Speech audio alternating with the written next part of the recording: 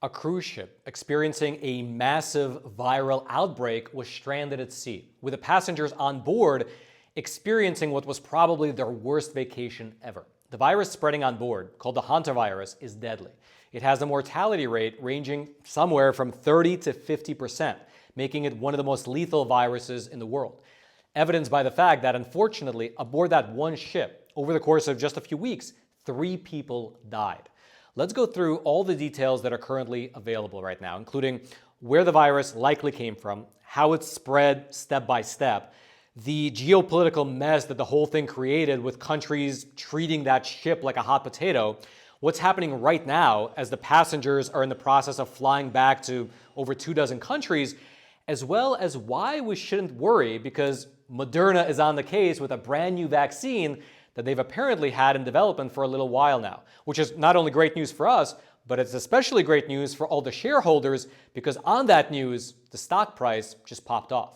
Let's go through it all together right after you take a super quick moment to smash those like and subscribe buttons, which will force the YouTube algorithm to pick up this episode and share it out with ever more people. Thank you so much for that. Now, to start with, the ship in question is called the MV Hantavirus. It's the world's first polar class 6 vessel, meaning that its hull, which is the structural bottom part body of the ship, is reinforced and strengthened to deal with ice. And so the Hantavirus, it takes expeditions into polar environments. They go to the Arctic, they go to the Antarctic, and so on. They have a crew of about 70 people, as well as the capacity to hold about 200 passengers. In total, they have 82 cabins, meaning it's a big, top-of-the-line ship, perfect for exploring icy waters. Now, for its most recent expedition, the Hantavirus left port out of Argentina carrying a total of 149 people. There were 88 passengers plus 61 crew members. The people on board, they were from 23 different nations. Now, the plan was for the ship to leave Argentina and go through the Atlantic towards the Canary Islands, making a few stops along the way in the Antarctic region. However, within just 5 days of departure, a 70-year-old Dutch man began to experience symptoms of sickness, things like fever, headache, diarrhea, as well as stomach pain. The symptoms, they progressed, they got worse, and he then began to experience respiratory distress. He couldn't breathe very well, and then sadly, within another 5 days, he was dead. The man died on board the ship, with the cause of death at the time not exactly being clear. The ship then continued its voyage. Then, after another 13 days of travel, on April the 24th, the Hantavirus stopped at a small island called St. Helena. It's a British territory in the South Atlantic, famous for being the place that Napoleon was exiled to.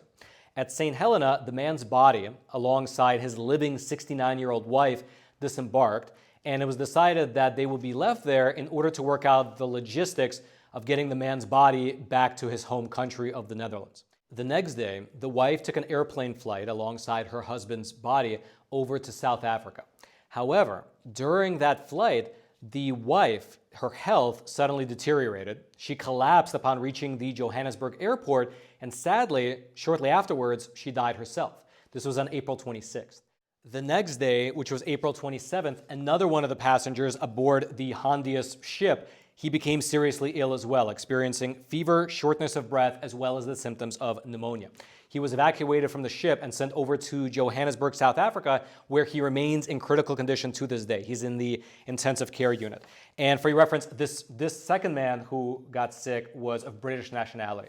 Then, while he was in South Africa getting treated, the ship actually continued its voyage. Within another day, though, you had another man, this one of German nationality, began to experience serious symptoms as well. He developed fever as well as malaise. Those symptoms, though, they quickly intensified over the course of the next 3 days, and on May 2nd, this man was also dead, meaning that by the beginning of May, 3 of the original 88 passengers were dead, and more, unfortunately, were continuing to get sick.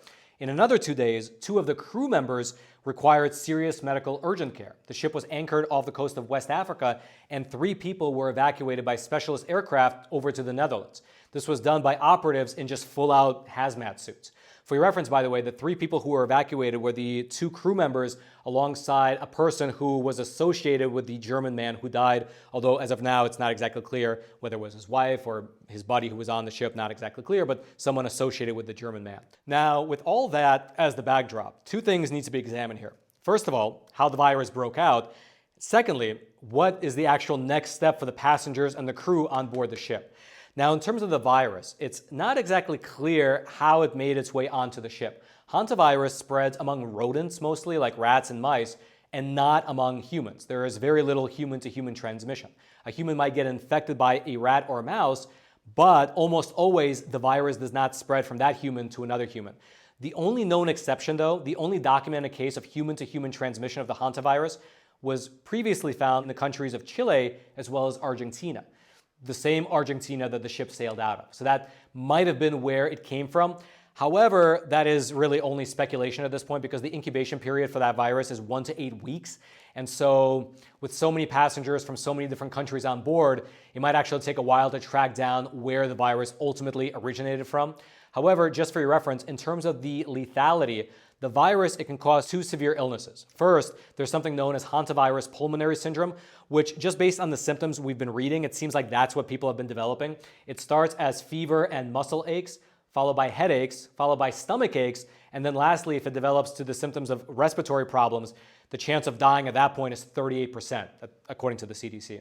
Then separately, you might develop something known as hemorrhagic fever with renal syndrome, which can also kill you by causing a kidney failure. So obviously, it's pretty bad, evidenced by the fact that 3 people have already died aboard that ship. Now, the remaining passengers and the crew, they become something like a global geopolitical hot potato. As I mentioned earlier, the local health officials over at Cape Verde, they have been refusing to allow the passengers to disembark due to their justified concerns that the outbreak will spread to land.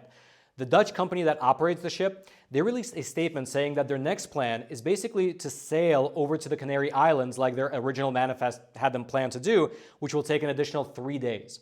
The Spanish government then came out with a statement of their own saying that the Canary Islands was a good choice since it is the closest destination with the capacity to receive the ship. For your reference, the Canary Islands, they've been under Spanish rule since the 15th century, the tail end of the 15th century, and given the fact that several Spanish citizens are on board the ship, the Spanish government is taking it seriously, and in their statement they added the following, quote, "Spain has a moral and legal obligation to assist these people, among whom are several Spanish citizens." However, it's worth mentioning that it's not as simple as this statement would lead you to believe. The relationship between Spain and the Canary Islands, from my understanding, is very similar to the relationship between America and Hawaii in the sense that they're definitely one entity, but the island has its own considerations. And so along that line, you had the president of the Canary Islands strongly oppose the ship being docked there. Speaking to a Spanish language TV program from Brussels, here's what he said, quote, "The people of the islands cannot rest easy because the risk to the Canarian population is clearly very real. The Spanish government made the decision without consulting the Canary Islands." He also brought up a good question, which is why exactly do the passengers have to be forced to make that 3-day voyage from Cape Verde over to the islands? Quote, "If the passengers are safe and healthy, it does not make sense that they have to come to the Canary Islands to be repatriated. They could do that from the international airport of Cape Verde. If we're thinking about the general interest of the passengers, what makes sense is to start doing this now." And he's not alone. The Tenerife Island Authority, Tenerife is one of the Canary Islands where the ship will probably dock, and they likewise came out and said that they rejected the plan wholesale and that it was made without consulting the local government there. Now, from a purely power dynamic standpoint, it doesn't really matter. The Spanish government was able to push through and force that island to take the boat under international health rules. The Hondias was docked near the island, and most passengers have been or are currently in the process of being repatriated.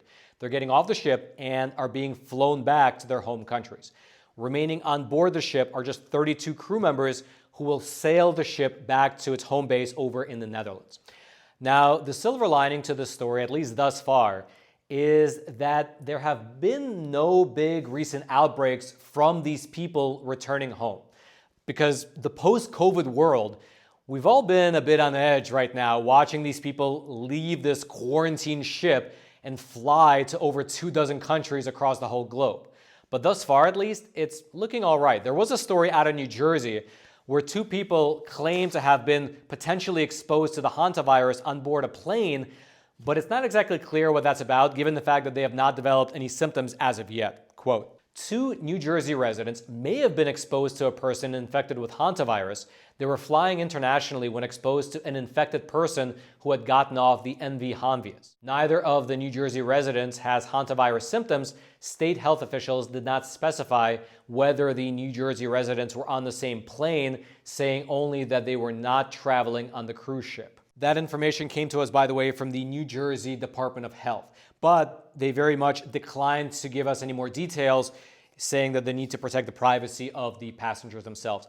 Also, there was a case over in Israel, although strangely enough, this case of a hantavirus case in the country of Israel apparently had nothing to do with the cruise ship. Quote, "The first case of hantavirus has been diagnosed in Israel. The patient is believed to have been infected during a stay in Eastern Europe several months ago and sought medical attention after developing symptoms associated with the disease. The patient was said to be in stable condition, not in need of intensive care or strict isolation, and was being kept under medical observation." And it's good to remember that in most cases, I guess aside from this one South American strain of the virus, it does not transmit from one human to another.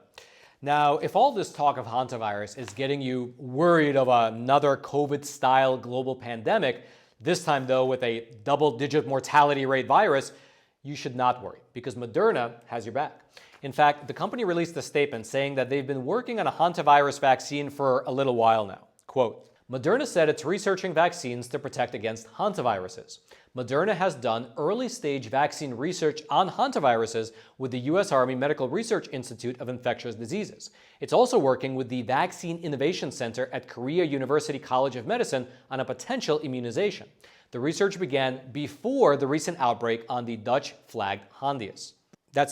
And interestingly, as it's mentioned here, this research on a hantavirus vaccine predated the outbreak aboard the Handias. But it's worth mentioning that the outbreak aboard the Handias popularized this research, which then led to the Moderna stock price getting a nice 15% pop, followed by another 10% pop when more cases got confirmed aboard the ship. Although, as you can see on that graph, once the fears of this virus spreading further began to abate, the stock rally also began to abate. And so there you have it. If you'd like to read more about the current situation, as well as the current hunt that's happening in Argentina for the origin of this latest spread, I will throw my research links down into the description box below this video if you're the type of person that likes to dig into the weeds. And as more information comes out, I'll try to keep that description box updated with the latest links. So if you watch this video today or you happen to come across this video a week from now, the links in the description box should be current. And then, well, actually, if you appreciate that type of work that I do even after the video comes out, please, please, please do smash those like and subscribe buttons, which does really help the video reach ever more people. I would appreciate that. And then lastly, if you'd like to support the work that we do here at the Epoch Times, while also educating yourself on the current state of the healthcare system here in America, well, you're in luck, because we recently published a phenomenal documentary called Healthcare Decoded, where we go through and we have a series of interviews with these excellent doctors, like the ones that are really tapped in and have taken the time to make themselves aware of the situation, and then they go on camera and explain it to you, of the healthcare industry in the country. Because there's sort of a juxtaposition, because on the one hand, we all know that the American healthcare system is the best. I mean, what's better than the American healthcare system? If you're a billionaire in Morocco, if you're a billionaire in Southeast Asia, basically if you have the money, you travel to America to get your healthcare situation sorted out, to get the operations, we have the best surgeons, etc. So that's on the one hand.